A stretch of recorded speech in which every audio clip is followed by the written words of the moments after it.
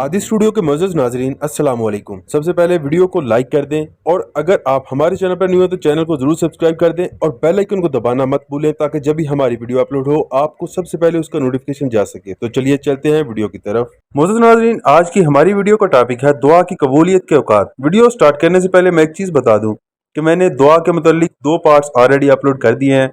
अगर आपने नहीं देखे तो वो लाजमी देखें ये वीडियो देखने के बाद। और इसके साथ ही बताता चलूं कि उनके टॉपिक्स कुछ इस तरह थे कि पहली वीडियो का टॉपिक था कि हम दुआ कैसे करें और दूसरी का ये था कि किसकी दुआ कबूल नहीं होती। तो मोअज़्ज़ज़ नाज़रीन, आज की वीडियो का आगाज करते हैं बिना टाइम को वेस्ट किए। दुआ की कबूलियत के औकात। सबसे पहले आ जाता है रात के पिछले पहर।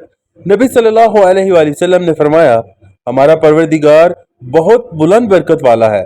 हर रात को उस वक्त वो आसमान दुनिया पर आता है जब रात का आखिरी तिहाई हिस्सा रह जाता है और निदा लगाता है कोई मुझसे दुआ मांगने वाला तो मैं उसकी दुआ कबूल कर लूं।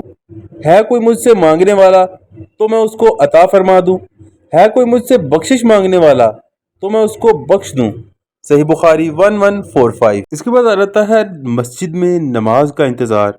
नमाज के बाद फरिश्तों की दुआएं। नबी सल्लल्लाहु अलैहि वसल्लम ने फरमाया, जो कोई मस्जिद में दाखिल होकर नमाज के लिए रुकता है तो वो नमाज में ही शुमार होता है और फरिश्ते उसके लिए उस वक्त तक रुके रहते हैं जब तक वो अपनी नमाज वाली जगह पर बैठा रहता है और वो कहते हैं कि ऐ अल्लाह, इसे बख्श दे, इस पर रहम फरमा, इसकी तौबा कबूल फरमा। ये दुआ यूं ही जारी रहती है जब तक इसका वजू ना टूटे। इसके बाद आ जाता है अजान और अकामत के दरमियान। नबी सल्लल्लाहु अलैहि वसल्लम ने फरमाया, अजान और इकामत के दरमियान दुआ रद्द नहीं की जाती। इसके बाद जुमे के दिन थोड़ी सी सआत। नबी सल्लल्लाहु अलैहि वसल्लम ने फरमाया, जुमे के दिन एक ऐसी घड़ी आती है जब बंदा अल्लाह ताला से मांगे तो अल्लाह उसे जरूर अता फरमा देता है।